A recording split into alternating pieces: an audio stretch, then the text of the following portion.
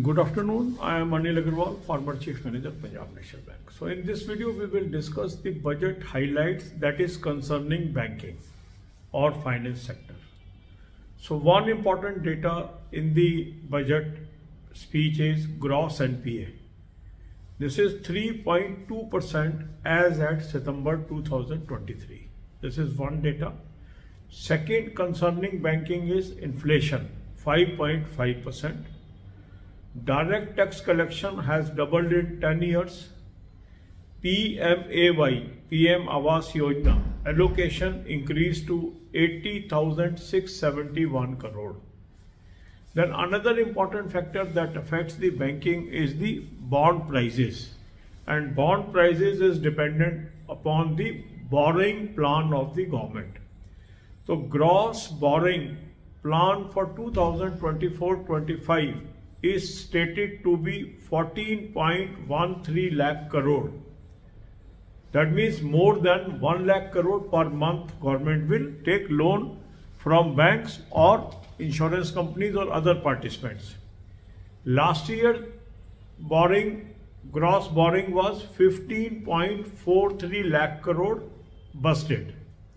That means in the coming year government has busted comparatively lower. But still it is very high figure. The net borrowing is slated to be 11.75 lakh crore.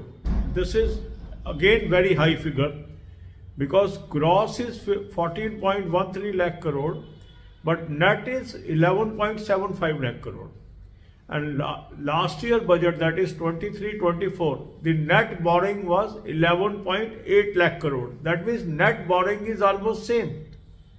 So gross borrowing may seems to be lesser, but net borrowing is same. Net borrowing means after payment of old loan, what is the total addition? The total addition of borrowing is 11.75 lakh crore, which is very high. That means interest burden will be there on the government, and this may impact bond prices because already banking system is running into deficit as far as liquidity is concerned. Last year when budget was announced, banking industry was in surplus.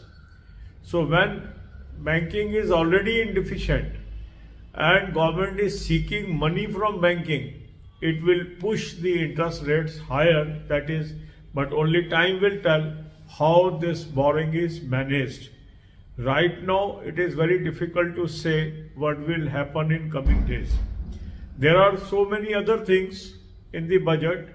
Those are indirectly related to banking, that is the direct taxation and indirect taxation.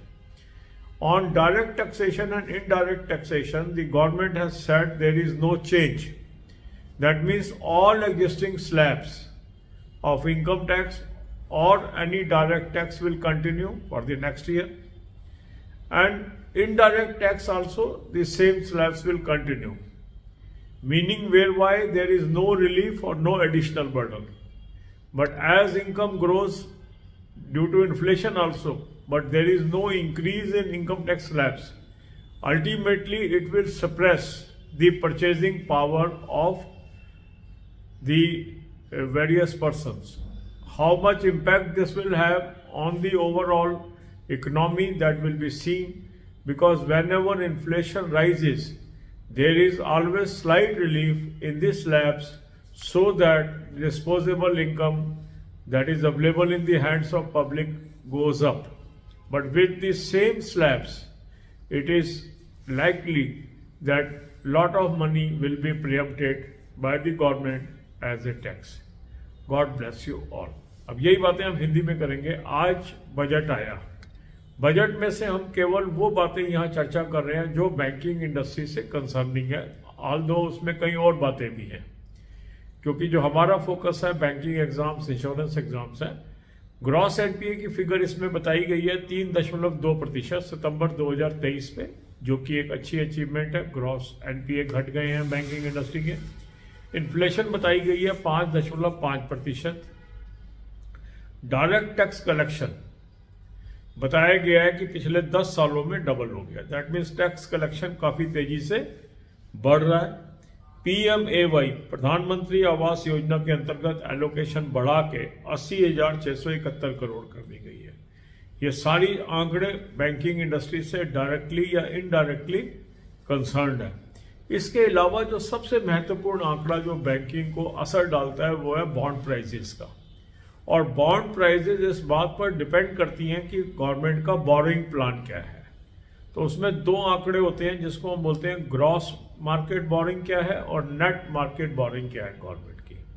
तो 2024-25 के लिए gross boring रखी गई है 14.13 लाख करोड़, लगभग 1 lakh crore per month से अधिक government की बोरिंग होगी।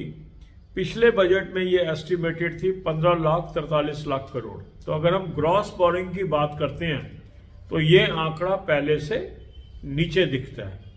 पर जब हम नेट बोरिंग पे जाते हैं, मींस अल्टीमेट बोरिंग में कितना इजाफा होगा, क्योंकि कुछ पैसा पुराना गवर्नमेंट वापस कर रही है और कुछ नया उधार ले लिया है तो वो ग्रॉस में चला गया। पर नेट क्या है कि असली लोन कितना बढ़ा पिछले लेवल से, तो वो है 11.75 लाख करोड़ और पिछले वर्ष था ये 11.8 लाख करोड़, तो ये सेम ही है। तो ग्रॉस बोरिंग में हालांकि डिक्लाइन नजर आ रहा है, पर जो इजाफा होगा बोरिंग का वो लगभग सेम है। तो जो ओवरऑल इजाफा है बोरिंग का जिसपे इंटरेस्ट बर्डन पड़ेगा वो काफी अधिक है। दूसरी चीज इस बार समझने की यह है कि जो डायरेक्ट टैक्स है और इनडायरेक्ट टैक्स है उसके स्लैब्स में कोई परिवर्तन नहीं किया गया है। मींस जो टैक्स रेट पिछले बजट में थे वही इस बजट के अंदर भी हैं। तो इससे जो हर साल लोग उम्मीद करते हैं कि कुछ टैक्स रिलीफ बढ़ जाएगा, खासकर इनकम टैक्स में, क्योंकि इन्फ्लेशन से आपकी इनकम बढ़ रही है, परचेजिंग पावर भी घट रही है, मगर आपकी इनकम के ऊपर टैक्स उतना ही लग रहा है। तो रियल जो डिस्पोजेबल इनकम है वो लोगों की घट जाती है। तो इस आधार पर अगर हम देखा जाए तो जो डायरेक्ट टैक्स में लोग रिलीफ की उम्मीद कर रहे थे वो नहीं है इसके अंदर, और इसका असर सेविंग्स पे पड़ सकता है और इसका असर डिपॉजिट मोबिलाइजेशन पर भी एडवर्स पड़ सकता है। पर कितना पड़ेगा, क्या होगा, ये तो वक्त बताएगा। मगर डायरेक्ट टैक्स में रिलीफ ना मिलना बैंकों के लिए थोड़ा सा एक निराशाजनक हम चीज कह सकते हैं, क्योंकि डिपॉजिट मोबिलाइजेशन के लिए लोगों के पास सेविंग होनी चाहिए तभी डिपॉजिट बढ़ता है।